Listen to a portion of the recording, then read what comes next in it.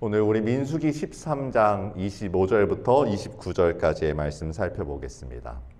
민수기 13장 25절부터 29절까지의 말씀입니다. 우리 다 함께 읽으시겠습니다. 그들은 그 땅을 탐지하러 갔다가 40일 만에 돌아왔다. 그들은 곧바로 바란 광야 가데스에 있는 모세와 아론과 이스라엘 자손의 온 회중에게로 갔다. 그들은 모세와 아론과 온 회중에게 보고하면서 그 땅에서 가져온 과일을 보여주었다. 그들은 모세에게 다음과 같이 설명하였다. 우리에게 가라고 하신 그 땅에 우리가 갔었습니다. 그곳은 정말 젖과 꿀이 흐르는 곳입니다. 이것이 바로 그 땅에서 난 과일입니다. 그렇지만 그 땅에 살고 있는 백성은 강하고 성읍들은 견고한 요새처럼 되어 있고 매우 큽니다. 또한 거기에서 우리는 아낙 자손도 보았습니다. 아말렉 사람은 네겝 지방에 살고 있고 헷 사람과 여부스 사람과 아모리 사람은 산악지대에 살고 있습니다. 가나안 사람은 바닷가와 요단 강가에 살고 있습니다. 아멘. 오늘 우리는 두려움의 대상이라는 제목으로 말씀 살펴보도록 하겠습니다. 사람은 누구나 다 두려운 게 있습니다. 누구나 다 겁을 먹습니다.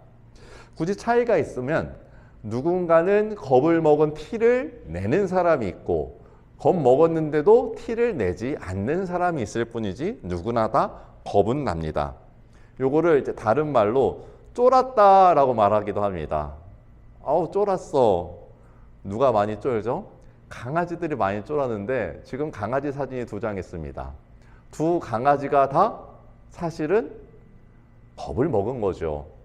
왼쪽에 위축되어 있는 강아지도 겁을 먹어서 위축되어 있는 거고, 사실은 작은 강아지들이 많이 짖고 물려고 공격적인 성향을 보이는 게 겁이 많아가지고 그런 성향을 보인다고 하더라고요. 모양은 다르지만 공통적으로 다 무서운 게 있는 겁니다. 사람들도 다 무서운 게 있습니다. 이스라엘 백성들이 이집트를 떠난 지 1년 반이 지났습니다. 그 시간 동안 시내산을 거쳐, 홍해를 건너 시내산을 거쳐 광야에서 이제 가데스 바네아까지 이르렀습니다. 오늘 본문에는 가데스라고 나오는데, 이 가데스는 원어로는 카디시, 거룩한 곳을 뜻하는 곳이어서 사실은 이 가데스 바네아만이 가데스는 아니었어요.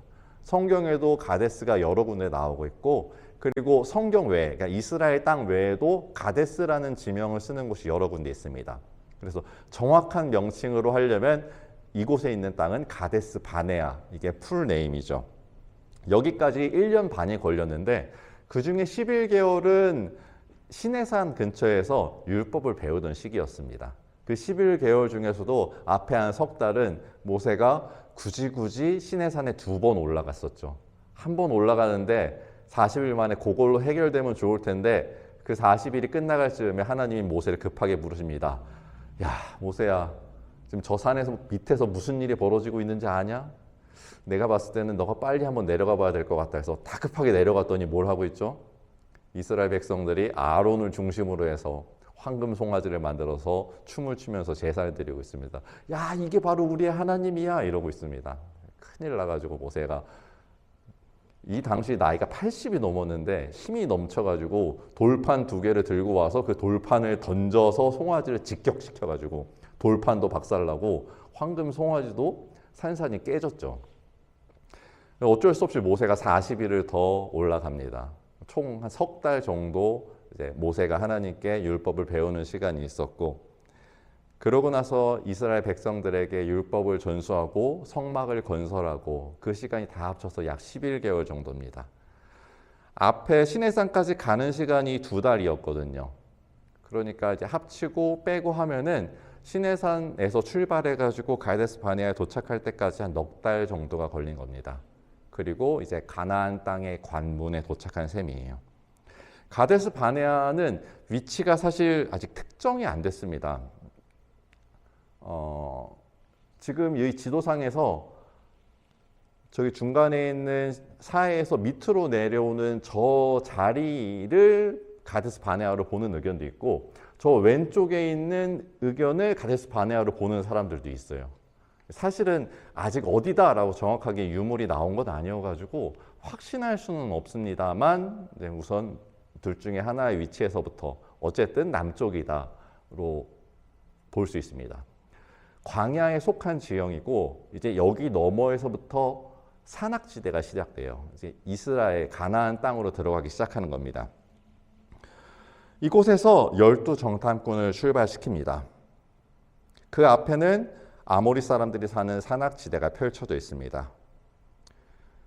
12정탐꾼은 40일간 가나안 땅 구석구석을 정탐합니다. 밑에 있는 가데스 바네아 출발해서 산악지대를 거치고 헤브론 넘어서는 이제 유대 중앙 산악지대가 또 시작되죠. 그곳으로부터 예루살렘을 지나 올라가서 이스라엘 최북단인 저기 하맛 어귀 맨 위에 있는 지명이 하맛이라고 써 있는 거고 그 옆에가 하맛 어귀에 있는 하맛 근처에 있는 르홉이라고 하는 곳까지 이릅니다.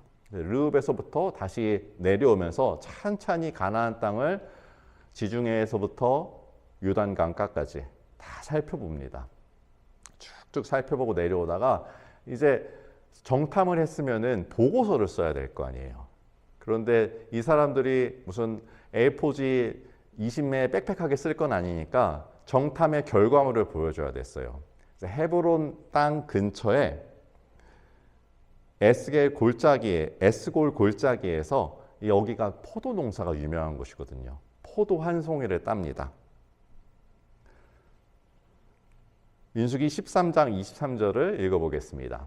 그들은 에스골 골짜기에 이르러 거기에서 포도 한 송이가 달린 가지를 꺾어서 두 사람이 막대기에 꿰어 둘러매었다. 성류와 무화과도 땄다.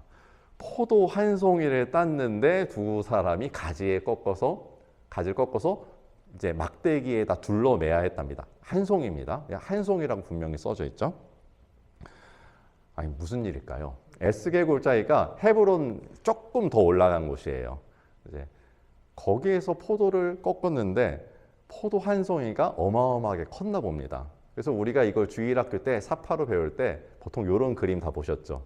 포도가 사람만 해요. 사람 몸통보다 큰 포도를 이거 말도 안 되죠. 주일학교에서 이런 걸 가르치니까 애들이 엄마한테 가가지고 엄마 포도가 이렇게 컸대 하니까 엄마가 성경은 다 뻥이야 이렇게 얘기를 하는 거예요. 아니, 포도 한 알이 거의 축구공만하게 생겼잖아요. 2018년 8월 4일 2018년입니다. 최근이죠. 스페인에서 기네스 레코드에 등재된 포도가 나왔어요. 포도 한 송이 무게가 10.12kg. 당시 사진에 나온 포도송이가 저기 그림에 나왔는데 실제 성인 남성 몸통만한 거예요. 일반적인 포도 한 송이에 포도알이 약 100개 정도 달려있는데 저 포도는 무게가 10kg니까 적게 잡아도 포도송이가 한 1000개 정도 달려있는 셈입니다. 실제로 큰 포도송이의 경우에는 포도 한 줄기에 꽃이 약 3000개 정도까지 필 수 있다고 해요. 꽃 한 송이가 포도알 한 알이 되는 거잖아요.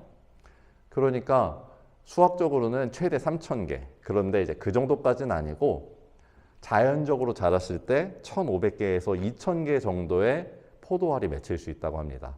무게로 따지면 한 20kg 되는 거예요. 기네스에는 10kg까지 올라갔지만 훨씬 더 과거에 더 좋은 토지를 가지고 있을 때에는 약 한 20kg 정도의 포도도 실제로 나올 수 있고 20kg면은 높이가 1m짜리 포도송입니다. 성인 남자가 그걸 끌어안아도 한 알음 가득 나오는 초대형 포도송이죠. 그리고 이 에스골 골짜기, 자꾸 에스겔이라고 하네요. 에스골 골짜기는 예로부터 포도 농사가 유명했던 곳이에요. 포도나무가 좋아하는 지형이 고지대. 근데 에스겔 골짜기는 평균 1000m 이상의 고지대예요. 그리고 석회 지형. 배수가 잘 돼야 되고 일교차가 진짜 심해야 돼요. 낮에는 정말 뜨겁고 밤에는 아주 추워야 돼요. 그래야 포도가 잘 자라거든요. 그리고 결정적으로 건조한 여름. 요거를 그 캐나다에서도 비슷한 지형이 가졌죠. 지금 산불이 많이 난 그 지형이 이 지형을 똑같이 가지고 있습니다. 에스골 골짜기가 이게 정말 심해요. 그래서 현재도 이곳은 아주 좋은 최고급 포도들이 나오는 산지입니다. 그러니까 이 삽화가 사실에 가까웠던 거예요. 포도 송이는 저만큼 크지 않고 제가 다시 재구성해서 그려봤는데 이스라엘 성인 남자가 키가 160 정도 됐을 거다라고 봐요, 당시에. 그러니까 160 정도 된 사람들이 1m짜리 포도송이를 들고 가는 모양이면은 대체로 진짜 이랬겠구나 입니다. 이 포도송이가 이스라엘 백성들에게 딱 나타났어요. 보고 어떤 생각을 했을까요? 와, 크다 정도가 아니에요. 엄청 충격적이었을 겁니다. 왜냐하면 오늘 본문의 12정탐꾼을 가데스 바네에서 보내죠. 민수기 13장입니다. 민수기 12장에서는 이제 모세와 미리암이 티격태격하다가 미리암이 벌을 받는 장면이 나와요. 그러니까 그거 빼고 그 앞에 어떤 일이 있었냐면은 이 직전에 이스라엘 백성이 겪은 사건, 메추라기 건입니다. 하나님 메추라기를 배가 터지도록 먹어봐라고 화가 나셨어요. 이스라엘 백성들이 불평을 했거든요. 배가 터지도록 한 달 내내 메추라기만 먹게 해줄게. 메추리를 진짜로 한 달 내내 먹을 양을 보냈어요. 그런데 이스라엘 백성들이 하나님이 보낼 때 우리 어른들이 말씀하시잖아요. 엄마 아빠가 그래 네 맘대로 살아봐 화를 냈을 때 애가 정말로 그래요? 그럼 진짜 내 맘대로 살아도 돼요? 하고 나가면 어떻게 돼요? 근데 그날 작살 나는 겁니다. 네 맘대로 살아봐 라고 말하는 거는 경고예요. 경고를 듣고 진짜로 맘대로 살려고 나가면 안 됩니다. 맘대로 살아보라고 했을 때 그제서 반성하고 죄송해요 제가 잘못했어요 라고 해야 정상인 거죠.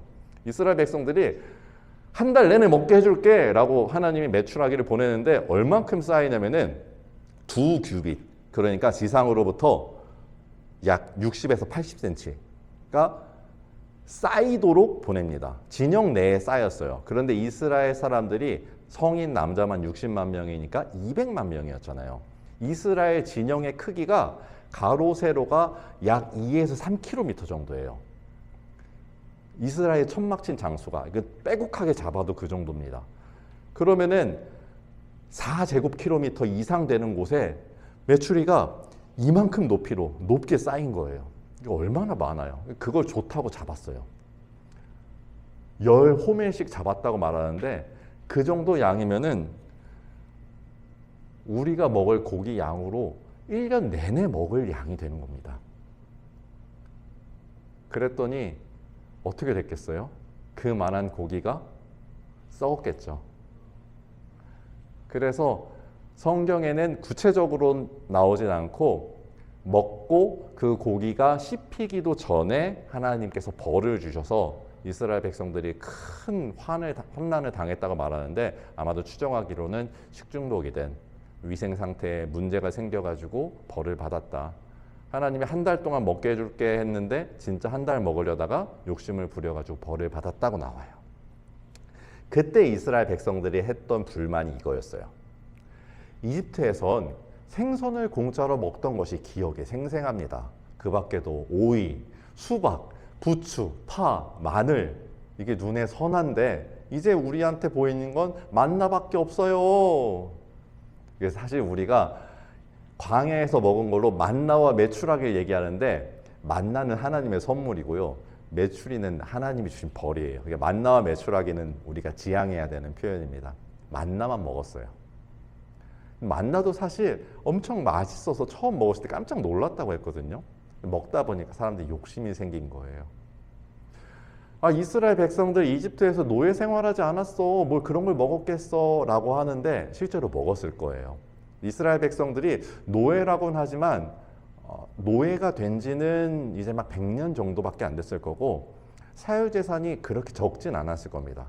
그리고 이집트 사람들이 당시에 200만 명 초반대 인구가 있었다고 추정을 하기 때문에 이집트 인구와 거의 맞먹는 사람들이 이스라엘 백성들이어서 사실 충분한 경제력은 가지고 있었을 거예요. 잘 먹긴 했었을 겁니다.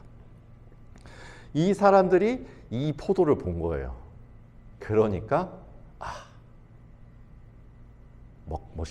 진짜 맛있겠다. 정말 좋은데? 라고 생각을 했는데 그건 잠시고 도대체 저런 포도를 저런 과일을 먹고 사는 사람들은 대체 어떤 사람들일까? 얼마나 대단한 사람이길래 그런 땅을 차지하고 있는 거지? 얼마나 힘이 세길래 그러는 거지? 그때 이스라엘 정탐꾼들 중에 많은 사람들이 와서 얘기합니다. 우리가 탐지하려고 두루 다녀본 그 땅은 그곳에 사는 사람들을 삼키는 땅이야. 또한 우리가 그 땅에서 본 백성은 키가 장대 같은 사람들이었어. 거기에서 우리는 또 네피림 자손을 봤어. 거인 자손을 봤어. 우리는 스스로가 보기에도 메뚜기 같았는데 분명히 그 사람들 눈에도 그렇게 보였을 거야. 이 직후에 나온 구절이죠. 이 말을 들은 이스라엘 백성들은 아우성치며 밤새 통곡을 했습니다. 우리가 이집트 노예로 살다가 죽을 걸. 아니, 그냥 차라리 광야에서 굶어 죽었으면 됐을 텐데 뭐하러 여기까지 와서 그 거인들에게 창칼을 맞아 죽어야 되는 거지? 우리는 이 일의 결과를 알고 있습니다. 하나님께서 내리신 재앙으로 큰 벌을 받은 이스라엘 백성은 이후 40년간 광야를 유랑하는 신세가 되었고, 이 당시에 살아있었던 출애굽 1세대는 여호수아와 갈렙 두 사람을 제외하고는 그 누구도 가나안 땅으로 들어갈 수 없었습니다. 네, 실제로 아낙 사람들이 크기는 합니다. 고고학 증거를 통해서 추정할 수 있는 당시 아낙 자손들의 키가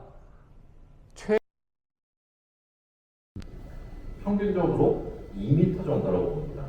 최대는 한 2m 10 정도 됐을 거고, 그리고 아낙 자손 중에서도 큰 사람들은 2m 10에서 2m 40 정도 됐을 거다. 이 사람이 누가 있죠? 골리앗이 그 정도 키였다고 보고 있어요. 골리앗이 한 2m 40에서 50 정도 됐을 거다라고 보고 있습니다.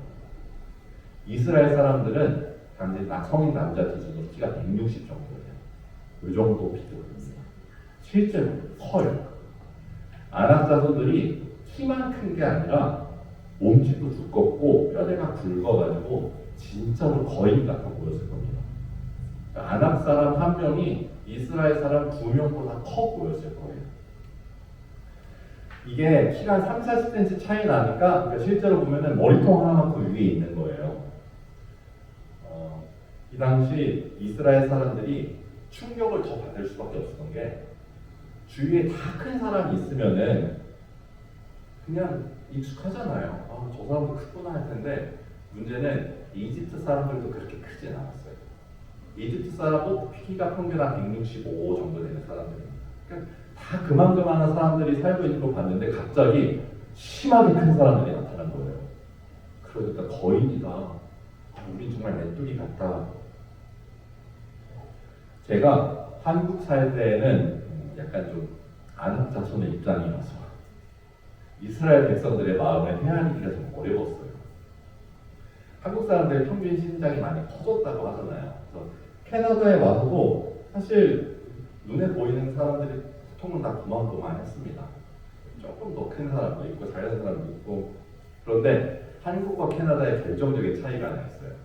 한국도 가끔 보면은 종종 저보다 큰 사람이 있긴 해요. 제가 키가 180 후반인데 한국도 190 넘고 거의 2m 되는 사람들이 은근히 많아서 보입니다. 좀 크네. 근데 결정적인 차이가 캐나다에서는 저보다 많이 큰 사람도 있더라고요. 쉽진 않고요. 아주 가끔 있습니다. 지금까지 몇 명 봤습니다.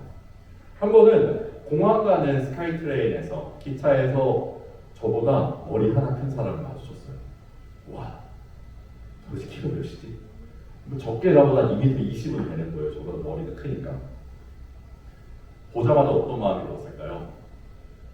막 머릿속으로 시뮬레이션을 돌려봅니다. 저 사람이 나한테 시비 걸면 어떻게 해야 되지? 싸움을 이길 수 있을까? 왜 그런 마음을 먹었죠?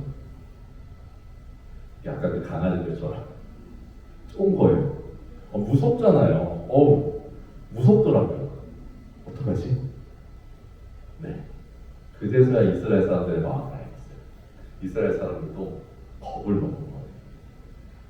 겁을 먹고 심리적으로 위축돼가지고 상대방이 압도당하는 거예요. 그러니까 이성적으로 판단하지 않고 감정적으로 몰렸던 겁니다.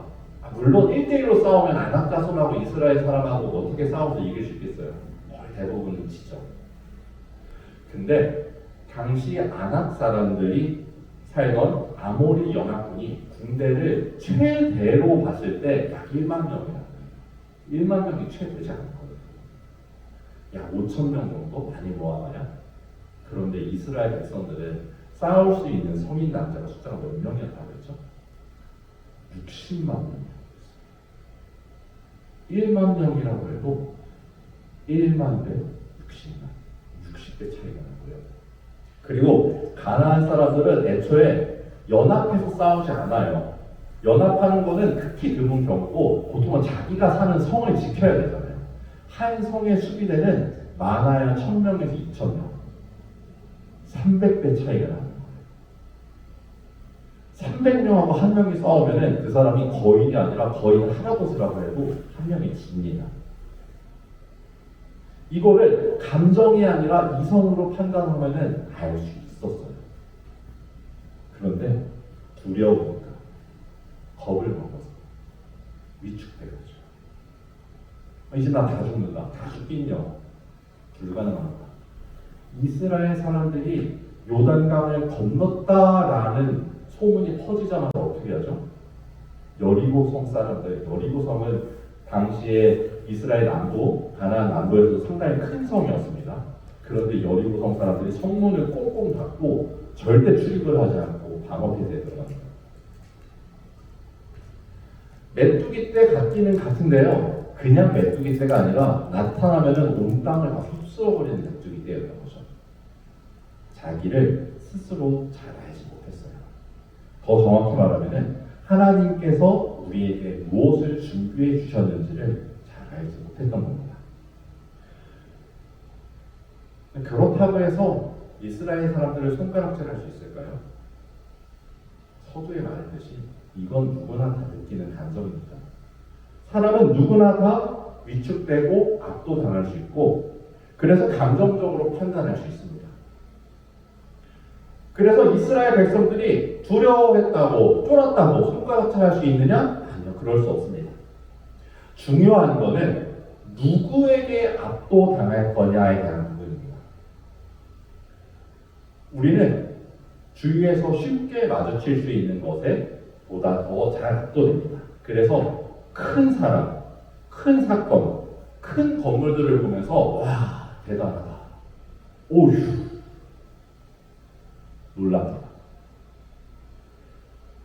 근데 우리가 도시의 빌딩 숲에 살다 보면은 마주하기가 어렵지만 넓은 하늘을 보신 기억이 있으신가요?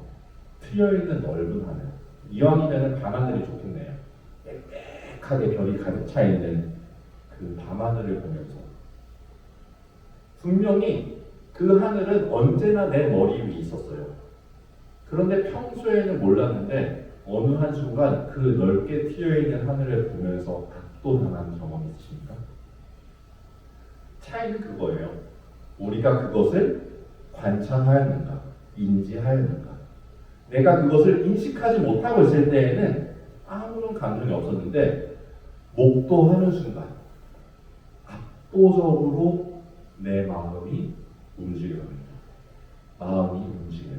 그래서 이것을 감동이라고 표현하죠. 마음이 움직이는 순간입니다. 이스라엘 백성의 실책은 보이는 아낙자손에게 압도된 것이 아니라 당연히 아낙자손에게는 압도될 만합니다. 이스라엘의 실책은 그보다 아득할 정도로 큰 하나님을 인지하지 못했다는 거예요. 하나님께서 출애굽 내내 수많은 기적들을 보내주셨어요. 10번의 재앙을 통해 이집트를 치셨고 홍해를 가르셨고 마른 땅에서 물을 내어주셨고 그리고 매일매일 만나를 공급해서 먹게 하셨습니다. 이 놀라운 기적들을 마주하면서 이것은 이스라엘의 필요를 공급하고 채우기 위해서 그리고 구원을 완성하기 위해서이기도 했지만 그걸 통해 이스라엘이 하나님을 인지하고 알고 하나님께 압도되어서 하나님을 향해서 마음이 움직이도록 하기 위함이기도 했습니다. 우리가 늘 고백하죠. 하나님 언제나 어디에서나 나와 함께 계십니다. 하나님 어느 곳에나 계시죠. 나를 지켜주고 계십니다. 네, 맞습니다. 하나님은 실제로 그런 하나님이십니다. 그런데 그 하나님이 나의 필요를 채워주시고 나와 가깝게 지내기 위해서 나의 친근한 하나님이라고 생각하는 데서 그쳐서는 안 됩니다. 우리는 그걸 통해 하나님을 인지해야 합니다. 하나님을 마주해야 합니다. 그리고 우리가 하나님을 알 때 그것이 비록 하나님의 전부를 다 아는 건 아니라 할지라도 하나님의 크기이든 하나님의 능력이든 아니면 하나님의 사랑이든 그 크고 압도적인 무언가를 알 때에 우리 마음이 하나님을 향해 움직이는 감동을 경험하게 됩니다. 중요한 것은 하나님에게 압도된 사람, 가장 큰 무언가에 압도된 사람은 그것보다 작은 거에는 압도되지 않는다는 겁니다. 제가 키가 상당히 크거든요. 그런데 제 아내는 한 키 180 정도 되는 사람, 180이어도 자기도 한참 큽니다. 180 정도 되는 사람은 키가 크다고 생각도 하지 않습니다. 그것보다 한참 큰 제가 있거든요. 저를 보는 눈이 익숙해지다 보니까 그것보다 작으면은 작은 줄 압니다. 자기가 더 큰 줄 알아요. 보다 큰 것을 경험한 사람은 그것보다 작은 것은 놀라지 않습니다. 너도 꽤 크네? 이스라엘 사람들이 하나님을 마주하고 하나님을 가까이 하면서 하나님께 충분히 놀랐으면, 하나님께 충분히 마음이 있었으면은 안압자손을 보면서 너도 꽤 크네. 근데 나보다 좀 작은 것 같은데? 자기보다 한참 커도 그런 마음이 있었을 겁니다. 우리의 삶의 문제가 때로는 나의 적이 나를 감정적으로 움직이게 만들기도 하죠. 나를 몰아붙이기도 하고 나를 분노하게도 하고, 이것은 다른 게 아닙니다. 우리가 그 앞에서 압도되었기 때문입니다. 그 문제에 내가 휩쓸려 버릴 것 같기 때문에 내가 그렇게 반응하는 겁니다. 해결 방법은 간단합니다. 어차피 우리는 누구나 다 두려워하는 게 있습니다. 우리는 두려움 앞에 살아갑니다.